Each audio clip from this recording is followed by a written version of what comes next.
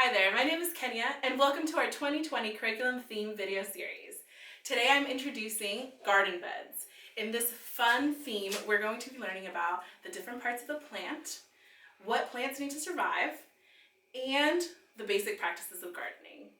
I have a couple of projects here for us, and the first one that I want to showcase is going to be a handprint vegetable garden, where campers are going to learn a little bit about the different parts of the plant, the roots, the stem, leaves, and fruits, vegetables, and flowers. Another project that I brought here today is going to be something that the campers are going to make called a floral mural, where campers are going to show their favorite flowers and they're going to collaborate together to show what plants need to survive, including some sunlight, some water, and some soil.